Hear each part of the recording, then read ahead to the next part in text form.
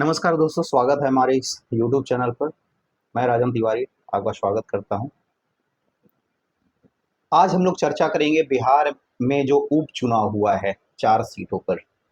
जैसा कि आपको पता होगा कि अभी जो संसदीय चुनाव हुआ उसमें 4 सीटों के जो विधायक थे वो सांसद बन गए और 4 सीटें खाली हो गई। तो आज हम बात करेंगे तरारी, रामगढ़ रामगढ़ विधानसभा, इमामगंज विधानसभा और बेलागंज विधानसभा में।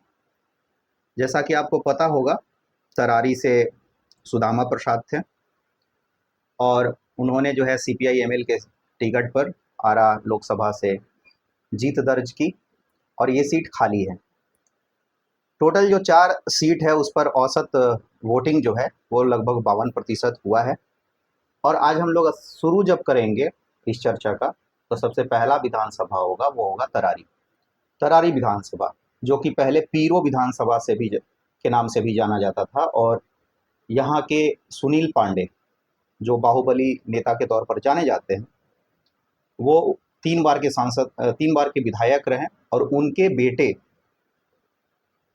उनके बेटे को ही विशाल प्रशांत को बीजेपी ने इस पर टिकट दिया है।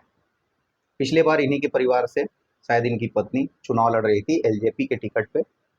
पिछले बार नहीं, उसके पिछले बार। और पिछले बार 2020 की बात करें यहाँ से, तो सुनील पांडे ने निर्दलीय यहाँ से लड़ा था चुनाव। सुनील पांडे का एक और नाम है नरेंद्र पांडे, जो एक्चुअल नाम है, और ये दूसरे स्थान पर निर्दलीय लड़ते हुए रहे थे। और कौशल विद्यार्थी जो बीजेपी के प्रत्याशी थे वो तीसरे स्थान पर थे। यदि सुदामा प्रसाद और सुनील पांडे में गैप का बात किया जाए तो 13,000 मतों का लगभग अंतर था। और यदि जोड़ दिया जाए सुनील पांडे के वोट को और कौशल विद्यार्थी के वोट को तो लगभग सुदामा प्रसाद जितना वोट पाए थे उतना वोट बनता है। मैं इसलिए जोड़ने की बात कर रहा हूं कि इस बार बीजेपी ने जो टिकट दिया है सुनील पांडे के बेटे को, विशाल प्रशांत को, तो बीजेपी से जो पहले के उम्मीदवार थे उनका भी मत इसमें जुटेगा। तो कहीं ना कहीं जुटने पर यदि आप देखेंगे तो जितना मत मिलता था सुदामा प्रसाद को, लगभग उतना ही मत के आसपास में आ रहा है। लेकिन यहाँ खेल क्या होगा? यहाँ खेल होगा किरण देवी जो खड़ी है जनसुराज से, जो राजपूत बिरादरी से आती है, तो किरण देवी हो सकता है खेल करे। दूसरा खेल कौन कर सकता है? तो यहाँ का जो वैश्य समुदाय है, सुदामा प्रसाद वैश्य समुदाय से आते हैं, जाति से बनिया है, और यहाँ पर जो बनिया जाति की जो संख्या है वो ठीक ठाक है। वो उनका किधर मत जाता है इससे भी थोड़ा फर्क पड़ेगा। अगर जातिगत प्रतिशत की बात करें तो सबसे ज़्यादा यहाँ पर भूमिहार हैं, और भूमिहार के बाद में और यादव भी हैं। इसके बाद में बैकवर्ड कास्ट के भी और भी कई जातियाँ हैं, मुस्लिम भी हैं। यदि हम बात करें कि CPI-ML ने किसको टिकट दिया है या फिर महागठबंधन के उम्मीदवार कौन हैं, तो हैं वो राजू यादव। यहाँ पर एक चीज़ CPI-ML के फेवर में जा रहा है या महागठबंधन के फेवर में जा रहा है, वो है कि महागठबंधन पर जो परिवारवाद है उसको भुनाने का श्रेय जो है, उसको भुनाने का जो है बोल सकते हैं कि नहीं जाएगा। राजू यादव जो CPI-ML से चुनाव लड़ रहे हैं, इनका एक अलग बैकग्राउंड रहा है, ये पहले भी चुनाव लड़ चुके हैं यहाँ से। तो सुदामा प्रसाद के न तो बेटे को टिकट दिया गया, न तो इनके पत्नी को, और न ही इनके आसपास के लोगों को। यानी इस मामले में, परिवारवाद के मामले में, CPI-ML कहीं ना कहीं यहाँ पर लीड पाती हुई दिख रही है। लेकिन यदि हम बात करें टसल की इस सीट पर, तरारी विधानसभा के सीट पर, तो काफ़ी टसल रहेगा, कांटे की टक्कर रहेगी। और अगर एज की बात करें तो हो सकता है कि विशाल प्रशांत को थोड़ा बहुत एज मिले, चूँकि विशाल प्रशांत के जो पिताजी हैं सुनील पांडे, वो पहले से यहाँ के विधायक रह चुके हैं। यदि हम बात करें सुदामा प्रसाद के बारे में तो वो 2015 और 2020 में इस विधानसभा से चुनाव जीतते रहे हैं, और 2015 में बहुत ही कम मार्जिन से इन्होंने चुनाव जीता था। 200-300 के वोट के अंतर से मात्र। तो ये है इस सीट का विश्लेषण। यहाँ पर एज जो है एनडीए के जो उम्मीदवार हैं बीजेपी समर्थित उनको है, और सीपीआई-एमएल के लिए एक अच्छा बात ये है कि एक तो यादवों का जो वोट इधर उधर जाता वो नहीं जाएगा। दूसरा, सुदामा प्रसाद भी अपनी ताकत लगाएंगे इस सीट के ऊपर में, तो हो सकता है कि वैश्य का भी कुछ वोट मिले। और सीपीआई-एमएल के फेवर में एक और बात जाती है कि जो राजपूत और ब्राह्मणों का वोट है वो जन सुराज को कहीं ना कहीं थोड़ा बहुत तो जरूर मिलेगा। तो मामला बहुत कांटे का है। एज की बात करें, चूंकि भूमिहारों की आबादी इस सीट पर ज़्यादा है, पीरो जो पहले पीरो था जो अभी तरारी है, तो एज में बीजेपी यहाँ से थोड़ी सी आगे है। अब चलते हैं हम लोग रामगढ़ विधानसभा, जो कि यहाँ के पहले विधायक रहे सुधाकर सिंह, और वो फिलहाल में बक्सर के सांसद बन गए, और उन्होंने लगभग 30,000 मतों से विजय प्राप्त किया बक्सर लोकसभा से। तो ये सीट खाली हो गई है। तो इनके जो भाई हैं अजीत सिंह, जो पहले जेडीयू में थे और नीतीश कुमार के जो बेटे हैं, इनके दोस्त रहे हैं, क्लासमेट हैं दोनों, तो अजीत सिंह को आरजेडी ने टिकट दिया है। जगदा बाबू जो कि कभी 2010 में परिवारवाद के खिलाफ थे, और आरजेडी से जब टिकट मांग रहे थे सुधाकर सिंह, तो उनको टिकट नहीं मिला था, तो उन्होंने निर्दलीय अपना नॉमिनेशन शायद फाइल किया था, और बाद में बीजेपी ने उनको समर्थन दे दिया था। हालांकि उस समय जगदानंद सिंह सुधाकर सिंह के खिलाफ में चुनाव प्रचार में उतरे, और अंबिका यादव के लिए उन्होंने चुनाव प्रचार किया, और अंबिका यादव ने यहाँ से जीत भी दर्ज की थी। अब हम देखते हैं कि अंबिका यादव जो कि 2009 में जगदानंद सिंह ने ये सीट खाली किया था, यहाँ पे उपचुनाव हुआ था और अंबिका यादव ने जीत दर्ज की थी। फिर 2010 में भी अंबिका यादव ने यहाँ से जीत दर्ज की थी। इसके बाद 2000 इसके बाद देखा जाए तो 2015 में अशोक सिंह ने इस सीट पर चुनाव जीता, जो कि बीजेपी के उम्मीदवार थे, और 2020 में सुधाकर सिंह ने बहुत ही क्लोज कॉन्टेस्ट में ये सीट जीती थी। मात्र 199 वोट का गैप था, और अगर ये जीत देखा जाए तो एक्चुअली में पोस्टल वोट के कारण ये जीत दर्ज हुआ था। पोस्टल वोट जब खुला तो लगभग 799 वोट सुधाकर सिंह को मिले, और 305 वोट जो हैं अंबिका यादव को, और 334 वोट अशोक सिंह को मिला। तो इस वजह से ये जीत हुई थी। मतलब 200 वोट का जो गैप है वो पीछे था, और जब पोस्टल खुली तो 200 वोट आगे हो गए अंबिका यादव से। यदि देखा जाए तो बहुत ही क्लोज कॉन्टेस्ट था बीजेपी, बीएसपी और राजद में। 58,083 वोट सुधाकर सिंह को, अंबिका यादव को 57,894 और अशोक सिंह को 56,084 मत मिले थे। इस बार का अगर बात किया जाए तो जन सुराज भी यहाँ से चुनाव लड़ रही है। सुशील कुशवाहा को इन्होंने टिकट दिया है। सुशील कुशवाहा जो है मैदान में है, समाज सेवी हैं। बीएसपी ने सतीश यादव उर्फ पिंटू यादव, जो कि अंबिका यादव के भतीजे हैं और अंबिका यादव के पूर्व पीए रह चुके हैं, और कहा जाता है कि सतीश यादव ने अंबिका यादव को काफ़ी मदद किया था पिछले चुनाव में। तो ये यहाँ से उम्मीदवार हैं बीएसपी के। बीजेपी के अशोक सिंह उम्मीदवार हैं, और आरजेडी से जैसा मैंने बताया अजीत सिंह उम्मीदवार हैं। यदि देखा जाए तो यहाँ पर राजपूत आबादी का सबसे ज़्यादा मत है, 21% के आसपास में अकेले।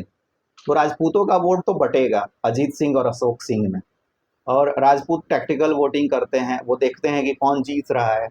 तो यदि अशोक सिंह का पलड़ा भारी दिखा होगा तो हो सकता है कि राजपूत बिरादरी का वोट अशोक सिंह के तरफ गया होगा।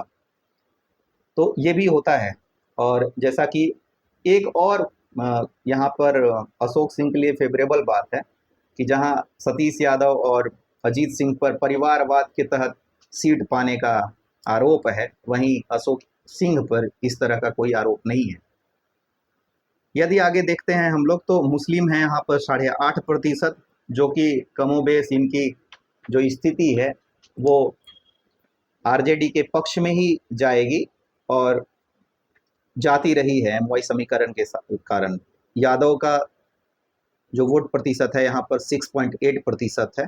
तो यादव का तो वोट भी जो है कहीं ना कहीं बटेगा, क्योंकि आरजेडी के भी कुछ वोट तो मिलेगा ही, आरजेडी को कुछ वोट मिलेगा ही, क्योंकि यहाँ पर आरजेडी के जो नेता हैं तेजस्वी यादव, वो यहाँ पर जनसभा कर चुके हैं और उन्होंने आरजेडी के पक्ष में वोट डालने की अपील की है।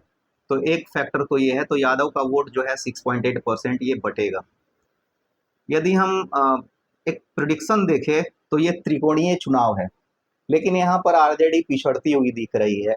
एक तो परिवारवाद का आरोप, दूसरा अजीत सिंह एक नए चेहरे हैं कहा जाए तो, और तीसरा जन सुराज भी कुछ न कुछ वोट जो है वो सेंध लगाएगी, जो कि कहीं ना कहीं जन सुराज जो है किसका वोट काटेगी, अब ये भी बहुत मुश्किल है यहाँ पर बता पाना।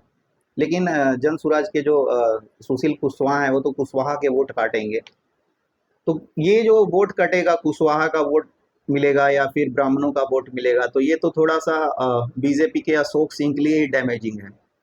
तो यहाँ पर पूरा कांटे की टक्कर है बीएसपी और बीजेपी में देखा जाए तो।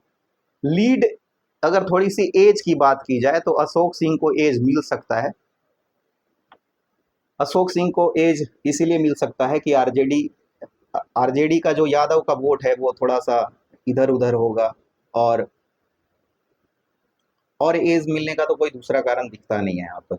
तो कांटे की टक्कर, एज थोड़ा सा बीजेपी के पक्ष में। अब चलते हैं बेलागंज विधानसभा। यहाँ पर सुरेंद्र यादव लगातार चुनाव जीतते रहे हैं, लगभग 7 बार चुनाव इन्होंने जीता है यहाँ से। और पिछले अगर चुनाव की बात करें तो 79,708 वोट इनको मिला था, और अभय कुशवाहा जो कि जदयू के उम्मीदवार थे, इनको 55,745 वोट मिला था। ये वही अभय कुशवाहा हैं जो अभी जिन्होंने औरंगाबाद लोकसभा सीट से जीत दर्ज किया है राजद के कैंडिडेट के तौर पर। तो लगभग यहाँ पर गैप अगर देखेंगे तो एक तरफा सुरेंद्र यादव ने लगभग 24,000 वोटों से बेलागंज में जीत दर्ज की थी। रामाश्रय शर्मा एलजेपी के उम्मीदवार 12,000 वोट। तो अगर एलजेपी और जदयू का जोड़ भी दिया जाए ना तो ये लगभग पहुंचता है 67,000 वोट के आसपास में, यानी कि 12,000 वोट अभी भी आरजेडी से कम दिखाई देता है। लेकिन यहाँ पर स्थिति थोड़ा सा एनडीए के पक्ष में क्यों है इस बार? तो इस बार जो है, जहां आरजेडी ने सुरेंद्र यादव के बेटे डॉक्टर विश्वनाथ को टिकट दिया है, वहीं जदयू ने मनोरमा देवी को टिकट दिया है जो कि यादव बिरादरी से ही आते हैं। वहीं जन सुराज ने मोहम्मद अमजद को टिकट दिया है जो कि पढ़े लिखे एक युवा के तौर पर जाने जाते हैं। युवा क्या, मतलब थोड़ा सा एज हो रहा होगा उनका, 43, 44, 45 के आसपास में। अगर वोट पैटर्न्स का बात किया जाए तो 70,000 यादव का वोट, मुस्लिम्स का 67,000, भूमिहारों का 20,000 वोट, राजपूत का 15 और ब्राह्मण का 5,000। यानी कि लगभग यदि इधर बात किया जाए तो लगभग 40,000 वोट जो है अपर कास्ट का यहाँ पर आता है देखने में, मुस्लिम के अपर कास्ट को छोड़ दिया जाए तो ये अपर कास्ट किधर जाएगा? कहा यह भी जा रहा है कि यहाँ के जो भूमिहार हैं उन्होंने जन सुराज के पक्ष में वोट किया है, और भूमिहारों के बीच में प्रशांत किशोर ने काफ़ी पैठ बनाने का कोशिश किया, और मोहम्मद अमजद को जो कुछ मुस्लिम का वोट जो मिल सकता था, जो प्रगतिशील मुस्लिम हैं या जो चाहते हैं बदलाव, तो उनका तो मिलेगा ही। तो ये जो वोट कटेगा इसमें तो कुछ वोट जो है जो जदयू को मिलता वो भी कटेगा, और कुछ राजद का वोट मिलता वो भी कटेगा। खैर, अगर देखा जाए पूरी तरीके से तो ऐसा कहा भी जाता है कि जहां पर एनडीए का यादव अगर कोई खड़ा हो और कोई आरजेडी का यादव खड़ा हो तो एनडीए के यादव के पक्ष में ज़्यादा मत प्रतिशत झुकता है, क्योंकि यादव के अलावे और भी कई जो कम्युनिटी है जो एनडीए के साथ में आती है वो इनका झुकाव होता है। यहाँ पर जो यहाँ का अगर बात किया जाए तो फिर ये तो मैंने बता दिया आपको कि यादव का यहाँ पे पॉपुलेशन ठीक ठाक है, मुस्लिम का और यादव 2 बड़े चेहरे हैं, इसके बाद भूमिहार हैं। इसके अलावे अगर देखा जाए तो मांझी और पासवान का भी यहाँ पर ठीक ठाक वोट है। तो खैर, पासवान में अगर देखा जाए तो 6% और मांझी का लगभग 10%, और ये दोनों वोट बैंक भी एनडीए के पक्ष में है फिलहाल। तो यदि कहा जाए तो बेलागंज में इस बार हो सकता है कि जैसे जगदा बाबू का रामगढ़ गड़बड़ हो रहा है और जो किला है वो हो सकता है कि ढहे, वैसे ही हो सकता है कि यहाँ पर इस बार आरजेडी का जो किला रहा है सुरेंद्र यादव के रूप में वो यहाँ ढहता हुआ दिख रहा है। यहाँ पर एनडीए को थोड़ा सा एज मिलता हुआ दिख रहा है, मनोरमा देवी को एज मिलता हुआ दिख रहा है। हालांकि देखा जाए तो अभी कुछ भी कहना बहुत क्लियर नहीं है, बट ये वो सीट है जहाँ पर एनडीए को एज है। अब चलते हैं अगला इमामगंज, जो कि अंतिम सीट है हमारे इस डिस्कशन का, बातचीत का। यहाँ पर अगर 2020 में देखा जाए तो जीतन राम मांझी यहाँ से विधायक रहे 78,762 मत, और उदय नारायण चौधरी को मिला जो आरजेडी के उम्मीदवार थे 62,728 मत, यानी कि लगभग वोट प्रतिशत में लगभग 9% का गैप था, जो बहुत ज़्यादा कहा जा सकता है। 16,000 वोट का जो है गैप था लगभग।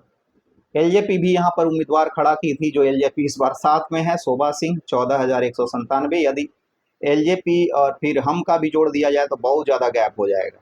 आरएलएसपी जितेंद्र पासवान, जो कि जितेंद्र पासवान, डॉक्टर जितेंद्र पासवान इस पर जन सुराज से हैं उम्मीदवार, इनको 1.35% वोट मिला था। ये पेशे से चिकित्सक हैं और सामाजिक कार्यकर्ता हैं। अब यहाँ पर क्या स्थिति है, तो यहाँ पर सबसे ज़्यादा जो इमामगंज में वोट है वो है मांझी का, और इस बार जो है कैंडिडेट आरजेडी ने दिया है रोशन मांझी को। ये जो सीट है इमामगंज की सीट, ये औरंगाबाद लोकसभा में आता है। तो औरंगाबाद लोकसभा से अभय कुशवाहा सांसद हैं। अभय कुशवाहा भी इमामगंज के सीट पर प्रभाव डालेंगे, बेलागंज के सीट पर भी प्रभाव डालेंगे। बेलागंज से तो वो पहले जो है चुनाव भी लड़ चुके हैं। इमामगंज से इमामगंज तो उनके लोकसभा क्षेत्र में आता है, तो दोनों सीटों पर अभय कुशवाहा प्रभाव डालेंगे। इसलिए भी डालेंगे क्योंकि वो आरजेडी के अभी नेता प्रतिपक्ष मनोनीत, मतलब नेता के तौर पे चुने गए हैं संसदीय कार्य समिति के। तो ये पूरा है। कुशवाहा लोगों का वोट भी आरजेडी को कुछ जा सकता है अभय कुशवाहा के चलते, लेकिन यहाँ स्थिति क्या है, आरजेडी ने रोशन मांझी को, चूंकि ये शायद एससी रिजर्व सीट है, तो यहाँ पर रोशन मांझी को टिकट दिया है आरजेडी ने। दीपा मांझी, जिनकी माँ जो है 12 से विधायक हैं, ज्योति मांझी, तो ज्योति मांझी के बेटे और जीतन राम मांझी के पतोहू दीपा मांझी, ये जो है यहाँ से चुनाव मैदान में है। अपना वक्तव्य के लिए काफ़ी जानी जाती हैं, सोशल मीडिया पे पॉपुलर हैं। जन सुराज ने डॉक्टर जितेंद्र पासवान को खड़ा किया है, जो पिछले बार आरएलएसपी के उम्मीदवार थे। यहाँ पर सबसे ज़्यादा वोट जो है मांझी का है, मैंने पहले बता दिया। निर्णायक वोट जो है अगड़ी जाति की है, और मुस्लिम वोट भी ठीक ठाक यहाँ पर है। कंक्लूजन क्या है, कंक्लूजन ये है कि पासवान का वोट क्या जा पाएगा हमको, क्योंकि पासवान में डॉक्टर जितेंद्र पासवान ऑलरेडी जनसुराज के तरफ से खड़े हैं, तो बहुत मुश्किल है। पासवान हो सकता है कि डॉक्टर जितेंद्र पासवान की तरफ जाए। अगर निर्णायक वोट की बात की जाए तो अगड़ी जाति का वोट तो कुछ जाएगा हमको भी, और कुछ कटेगा तो आएगा जनसुराज को भी। अब यहाँ ये भी है कि सुशील सिंह भी, जो औरंगाबाद के सांसद रहे, वो भी यहाँ पर कैंपेनिंग कर रहे हैं, चूँकि उनके लोकसभा क्षेत्र में आता है।